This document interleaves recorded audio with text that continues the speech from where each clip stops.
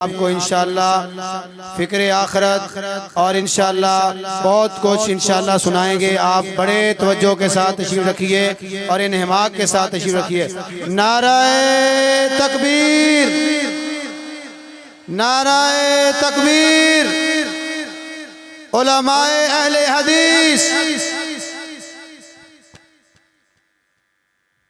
السلام علیکم ورحمۃ اللہ وبرکاتہ۔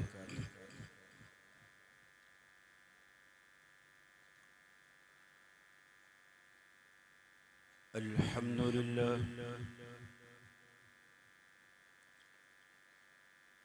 الحمدللہ المنعم المحسن الدیان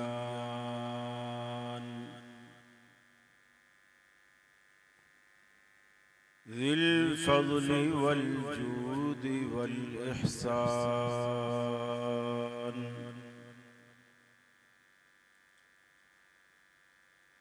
ذی الکرم والمغفرة والامتنان والصلاة والسلام على سید الانبیاء خیر الانام وعلى آلہ وصحابہ وازواجہ العظام واتباعہ واحبابہ ورفقائہ البررۃ الکرام اما بعد فاعوذ باللہ من الشیطان الرجیم بسم اللہ الرحمن الرحیم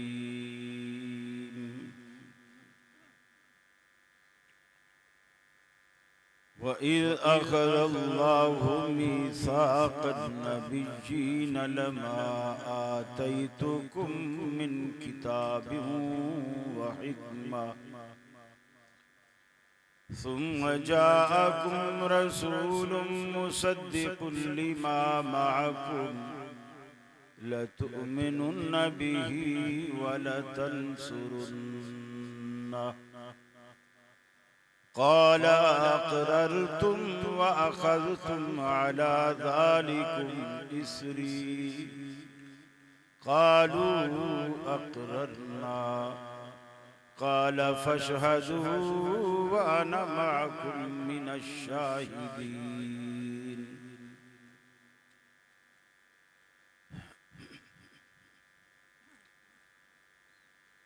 یہ مقصد ہے کہ دنیا سے جہالت دور ہو جائے، کلام اللہ سے مومن کا دل پر نور ہو جائے۔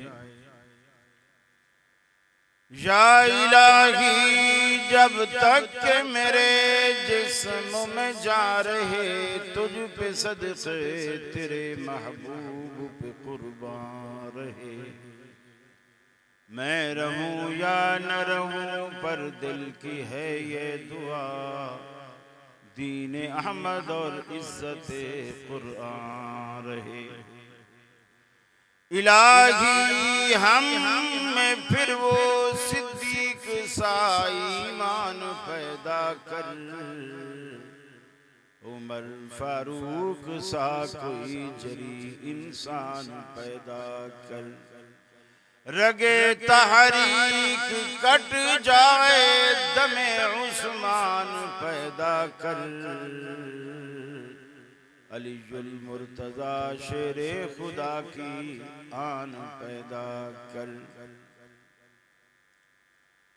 واجب الاحترام علماء کرام، صدر مجلس، معزز حاضرین، بھریا روڈ اور اس کے قرب و جوار کے میرے اہل توحید بھائیوں، میری مسلم ماؤں بہنوں بیٹیوں، آج ہم آپ کے اس ادارے میں سالانہ تقریب جو تکمیل بخاری کے عنوان سے ہے، عصر کو آپ نے درس بخاری بھی سنا، اس حوالے سے ہم جمع ہیں۔ لیکن مجھے نہیں معلوم کہ میرا موضوع کیوں بدلا گیا، فکر آخرت ہی آخر کیوں دیا گیا؟ مرنا تو خیر سب کو ہے،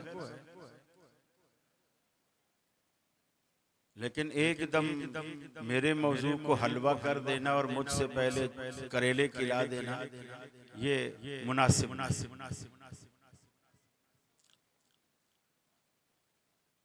نبی کریم صلی اللہ علیہ وسلم کی ذات اقدس جب دنیا میں تشریف لائی، دین کی دعوت دی، تبلیغ کی،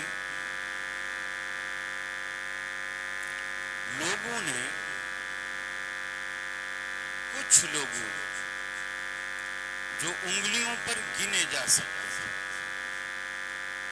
اس وقت آپ کی دعوت کو انہوں نے قبول کیا، جن میں سیدہ خدیجۃ الکبریٰ رضی اللہ تعالی عنہ، سیدنا ابو بکر صدیق رضی اللہ تعالی عنہ، سیدنا علی المرتضیٰ رضی اللہ تعالی عنہ، یہ بالکل پہلے پہل اسلام لانے والوں میں شامل ہیں۔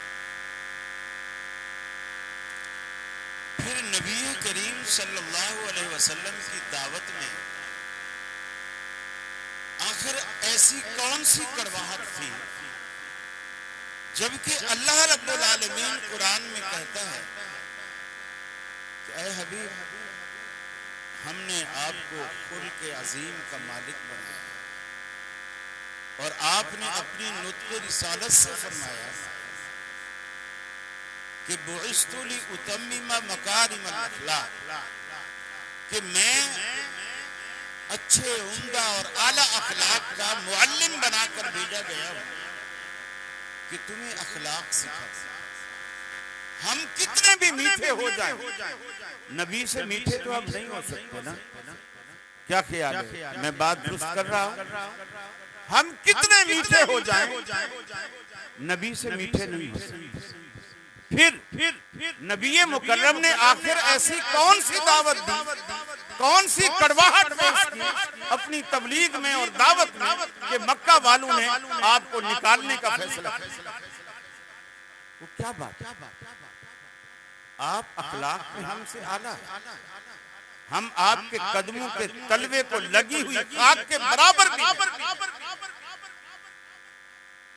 پھر کفار نے کیوں فیصلہ کیا کہ انہیں مکے سے نکالا، اور وہ غیر بھی نہیں، اپنے تھے۔ پھر جب آپ مکے سے بھی چلے گئے، مدینے میں بھی چین سے نہیں بیٹھنے دیا، لڑنے مرنے پر تیار ہیں، جن کے نتیجے میں جنگیں بھی ہوئی، رسول ہوئی، دعوت میں مٹھاس ہوئی، لیکن لوگوں کو کریلے لگ رہے۔ آپ نے دعوت میٹھی پیش کی، اور پھر کوہ صفا کی چوٹی پر،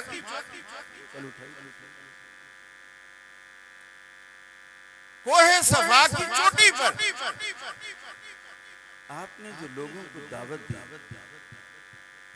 آج دنیا کہتی ہے نا کہ ہمیں دال چاول مکس کر کے کھچڑی ہی کھانی چاہیے، ٹھیک ہے، کسی کو پسند ہوگی، کسی کو قورمہ پسند، کھچڑی نہیں پسند، میمن کھچڑی کھاتے ہیں رات کو، گجراتی کھچڑی کھاتے ہیں، انڈین نہیں کھاتے، دوسرے جو دہلی والے وہ نہیں کھاتے، اپنی اپنی پسند۔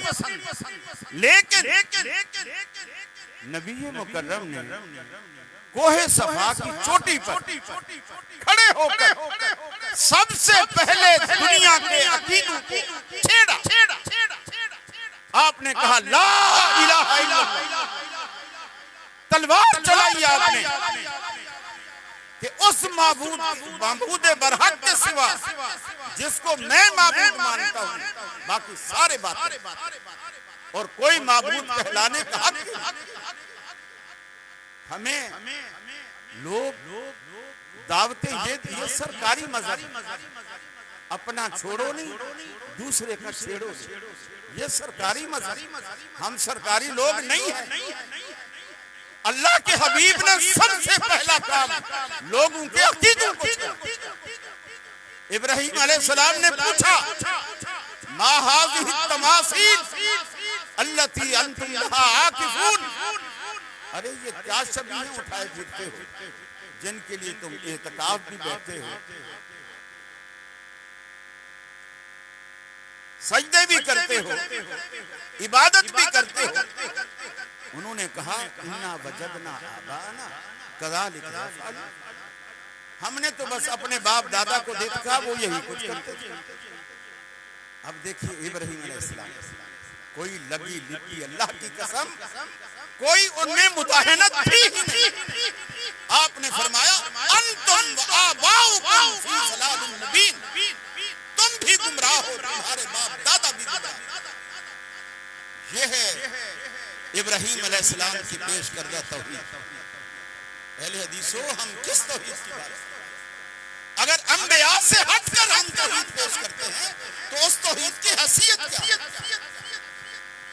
توحید وہی ہے جو آمنہ کے لال نے پیش کی، جو کانٹے کی طرح چبھتی تھی اہل مکہ کو۔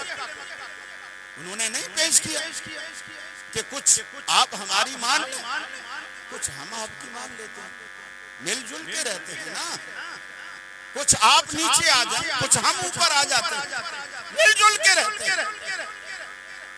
لیکن اللہ نے قرآن میں کیا کہا؟ اے حبیب آپ انہیں کہہ دیجئے یا ایھا الکافرون لا اعبد ما تعبدون، اے کافروں جن کی تم بندگی کرتے میں ان کی بندگی نہیں کرتا۔ اور پھر آخر میں فرمایا لکم دینکم ولی دین، ارے تمہیں تمہارا دین مبارک ہو، ہمیں ہمارا دین مبارک۔ یہ نہیں کہا کہ مک مکا کر لیتے ہیں، یہ انبیاء کی زندگی میں مک مکا کا فارمولہ رہا ہی نہیں۔ ہمیشہ ایک بات رکھی، یا حق یا بات، یا حق یا بات۔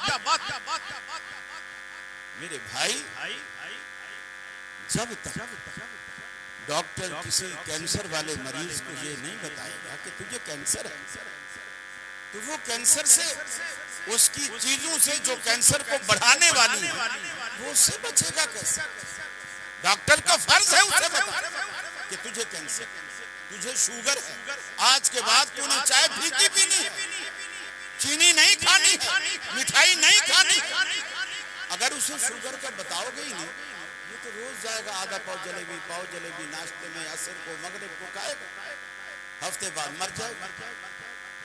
یہ خیر خواہی ہے کہ جس میں جو خرابی ہے اسے بتاؤ۔ نبی مکرم صلی اللہ علیہ وسلم نے ابو جہل کے لیے دعا مانگی تھی اللہ ہمیں دے، لیکن یہ کہا تھا اپنے ان کے جو باطل عقیدے ہیں اس کے ساتھ دے، یہ دعا کرائی کہ اللہ ہمیں ابو جہل دے، عمر بن ہشام دے، اور عمر بن خطاب میں سے کوئی ایک دے، لیکن اپنے باطل عقیدوں کے ساتھ دے، جو توحید میں لے کر آیا ہوں اس کے ساتھ دے۔ اور اللہ نے جب دیا تو اسی توحید کے ساتھ دیا جس توحید کے ساتھ آپ نے مانگا تھا۔ فرمایا وَإِذْ أَخَذَ اللَّهُ مِيثَاقَ النَّبِيِّينَ لَمَا آتَيْتُكُم مِّن كِتَابٍ وَحِكْمَةٍ، اے دنیا والو وہ لمحہ یاد کرو، وہ پل یاد کرو جس وقت اللہ رب العالمین نے تمام انبیاء کی روحوں کا ایک اجتماع بلایا۔ انبیاء کی روحوں کے اجتماع سے اللہ نے خطاب فرمایا لما آتیتکم من کتاب و حکمہ، میں تمہیں دنیا میں بھیجوں گا، علم و حکمت سے نوازوں گا، تمہارے سر پہ رسالت و نبوت کا تاج رکھوں گا، تمہیں کتابیں بھی عطا کروں گا، تورات بھی دوں گا، انجیل بھی دوں گا، زبور بھی دوں گا۔ تم دنیا میں جا کر لوگوں کو میری دعوت دو گے، میری طرف بلاؤ گے، توحید کی دعوت دو گے، شرک کا رد کرو گے، میری پہچان کراؤ گے لوگوں کو، دنیا کو بتلاؤ گے کہ لوگوں تمہارا داتا و دستگیر ایک۔ لیکن تمہاری دعوت کے دوران، تمہاری اس تبلیغ کے دوران، تمہاری اس شریف پرچار کے دوران، ثم جاءکم رسول، ہمارا آخری تاجدار اگر آ جائے تمہارے ہوتے ہوئے، آخری پیغمبر جس کے سر مبارک پر ہم رسالت اور نبوت کا آخری تاج سجائیں گے، اگر تمہارے ہوتے ہوئے وہ آ جائے، لَتُؤْمِنُنَّ بِهِ وَلَتَنْصُرُنَّ، تم ضرور بے ضرور اس پیغمبر کے ساتھ ایمان بھی لاؤ گے، نصرت و تائید بھی کرو گے، ایمان بھی لاؤ گے، نصرت و تائید بھی کرو گے۔ وہ پیغمبر جب آئے گا تمہاری ساری شریعتیں منسوخ کر دے گا، تمہاری رسالت و نبوت منسوخ کر دے گا، وہ اس کا ناسخ ہوگا۔ جو کتاب وہ لائے گا تمہاری کتابوں کو منسوخ کر دے گی، اس کی کتاب قرآن مجید ناسخ بنے گی، تم اس کے ساتھ ایمان بھی لاؤ گے، مدد بھی کرو گے، نصرت بھی کرو گے۔ یہ قرارداد پیش کرنے کے بعد رب العالمین نے سوال کیا انبیاء کے اجتماع سے، قال اقررتم واخذتم على ذلكم اسری، اے انبیاء کی جماعت، کیا تم نے میری اس بات کو، قرارداد کو تسلیم کر لیا کہ نہیں، میرے اس ایجنڈے کو مان لیا کہ نہیں؟ تمام انبیاء نے اب زباں ہو کر کے کہا قالوا اقررنا، اے الہ العالمین، ہم نے تیری ہر بات منوان مان لی، جیسے تو کہتا ہے ہم ایسے ہی اسے مانتے ہیں۔ اللہ نے فرمایا قال فاشهدوا وانا معكم من الشاہدین، ارے تم بھی گواہ ہو جاؤ، میں بھی تمہارے ساتھ گواہ بن جاتا ہوں کہ آج عالم ارواح میں اللہ رب العالمین نے یہ قرارداد منظور کرا لی۔ ہماری کیا مجال، ہماری کیا مجال کسی کو کافر کہیں؟ دنیا میں کسی عالم کے پاس کوئی فیکٹری نہیں، نہ شرک کی کوئی فیکٹری، نہ کفر کی کوئی فیکٹری۔ کوئی عالم کسی کافر کو کافر نہیں بناتا، صرف کفر سے آگاہ کرتا ہے۔ عالم کی ذمہ داری صرف اتنی ہے، کسی کے فتوے سے اللہ کی قسم کوئی مشرک نہیں ہوتا، مشرک پہلے ہوتا ہے، عالم اسے آگاہ کرتا ہے۔ کسی کے فتوے سے کوئی کافر نہیں ہوتا، وہ کافر پہلے ہوتا ہے، عالم اسے آگاہ کرتا ہے۔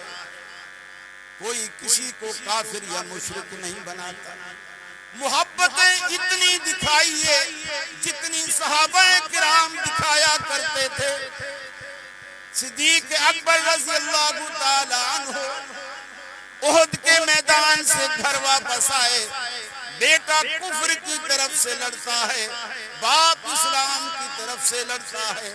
گھر میں بیٹے نے آ کر کے کہا ابا جی آج آپ 2 مرتبہ میری تلوار کے سامنے آئے، لیکن میں نے جب غور سے دیکھا کہ یہ تو میرا باپ ہے، میں نے تلوار چلاتے ہوئے روک لی، آپ کی جان بخشی کر لی، بیٹا کفر میں ہے۔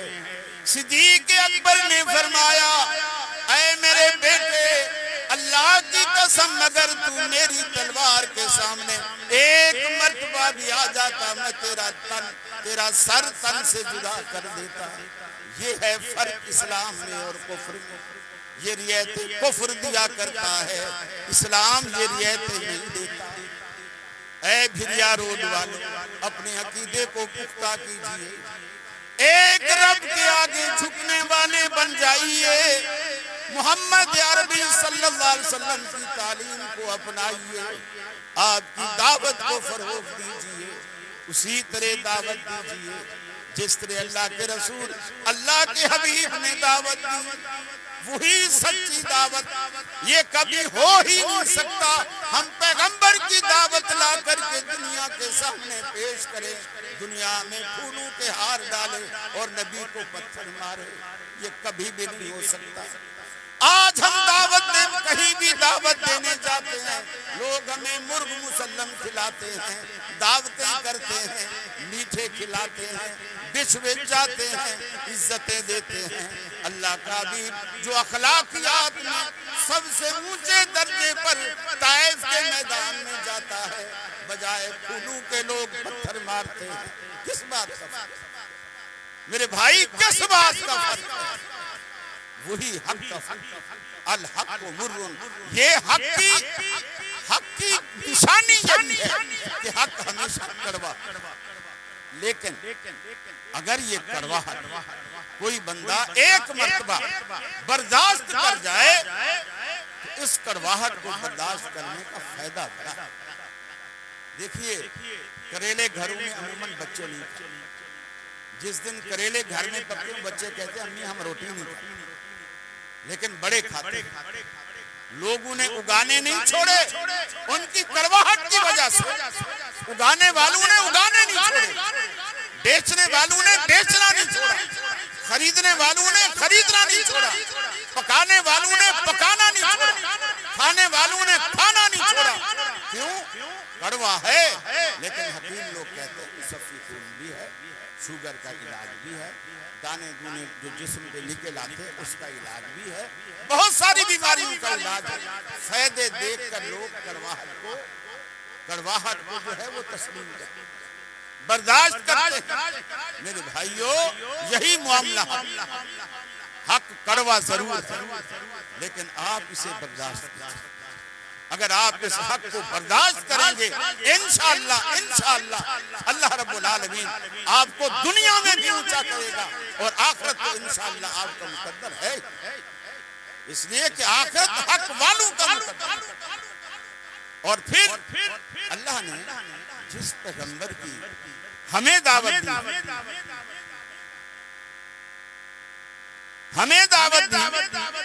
کہ یہ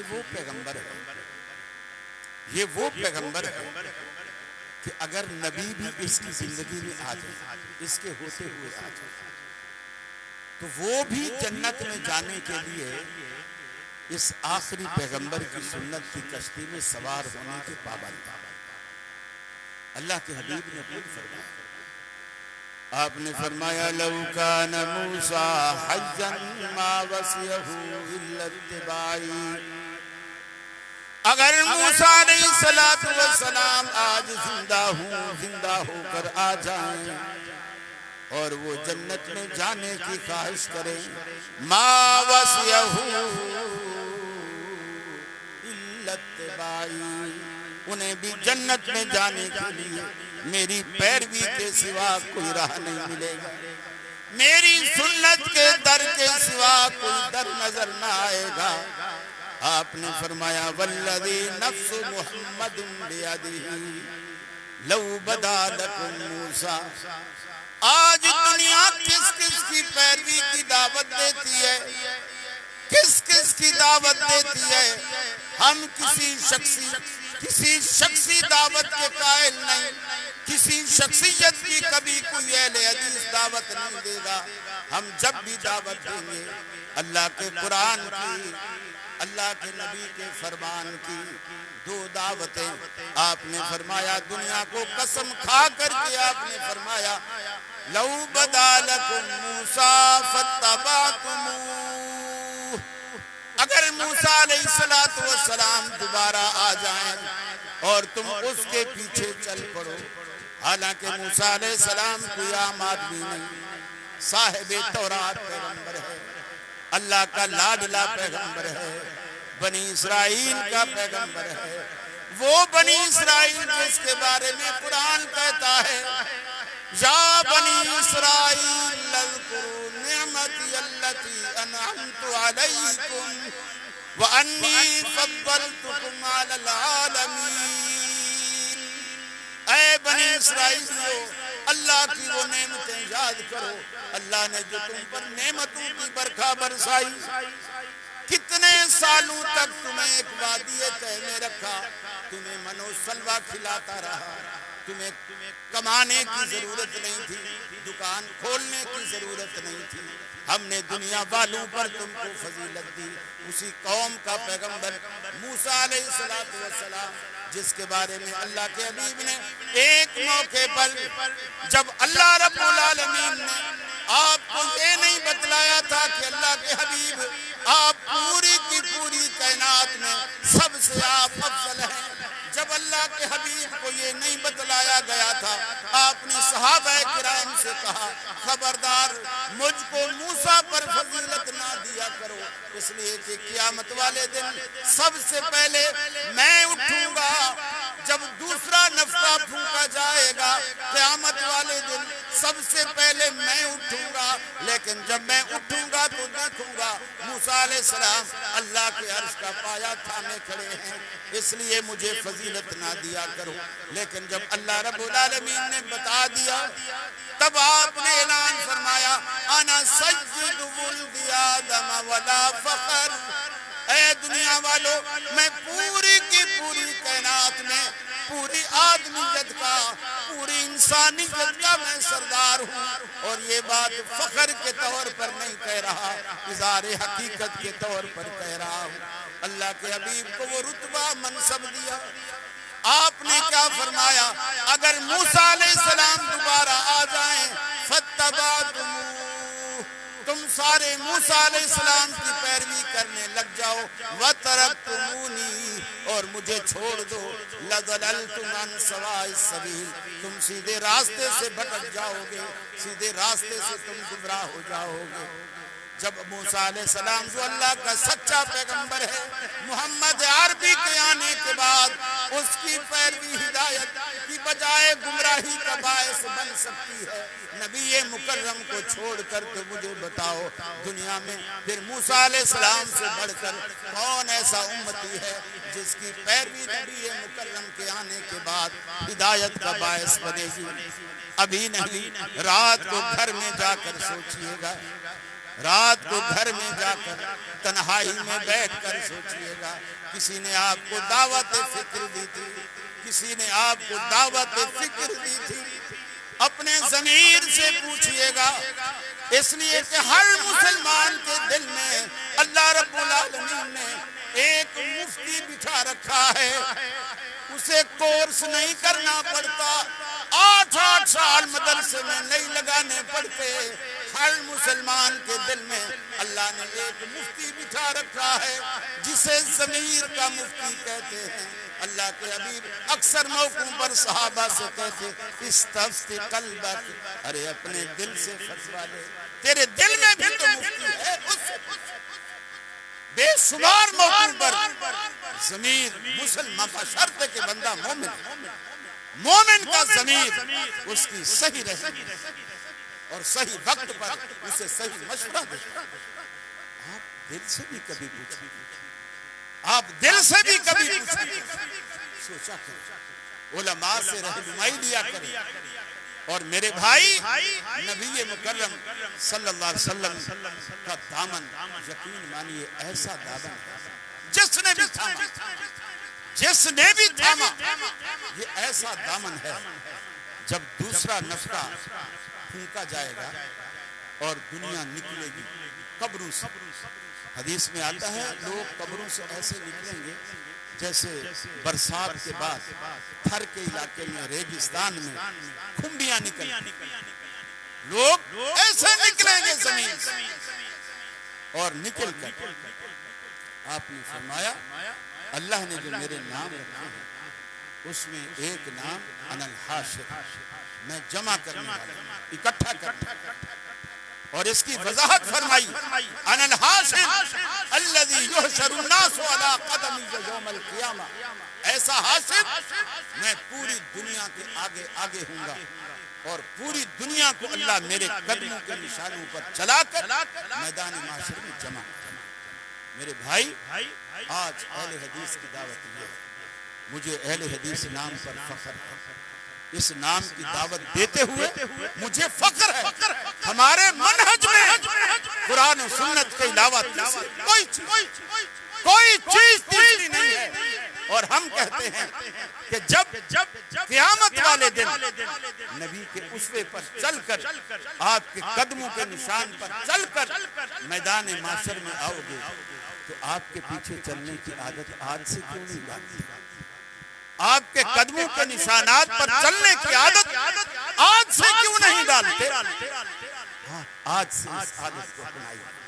یقین مانیے، آپ کے اتنے خیر خواہ ہیں، اللہ کے حبیب آپ کے اتنے خیر خواہ ہیں، قیامت کا دن ہوگا، قیامت کا دن ہوگا، ساری دنیا انتظار میں کھڑی، سورج نیزے برابر۔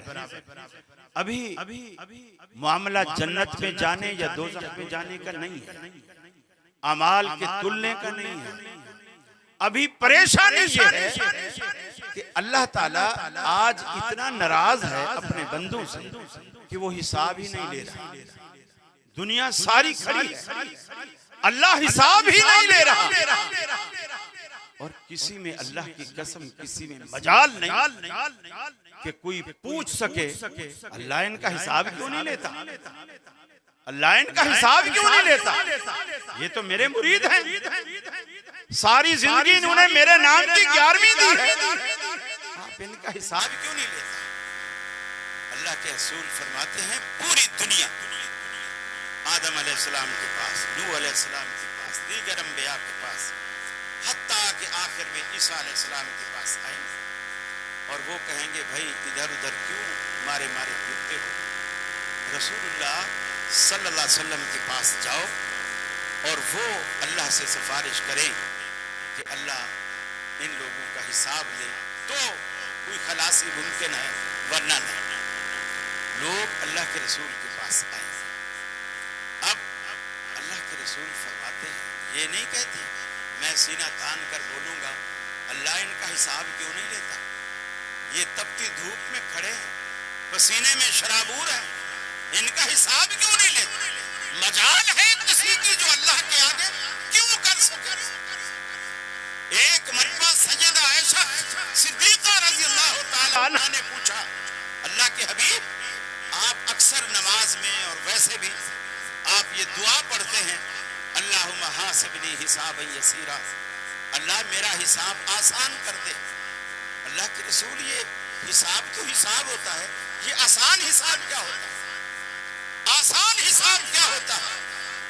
آپ نے فرمایا عائشہ تو بھی کمال کرتی ہے، آسان حساب یہ ہوتا ہے کہ اللہ تعالیٰ بندے سے پوچھے ہی نہ کہ اے میرے بندے تو نے یہ کام کیوں کیا، فرمایا جس سے اللہ نے کیوں کر کے پوچھ لیا عائشہ تو بتا پھر کس میں دم ہے جو اللہ کی کیوں کا جواب دے سکے؟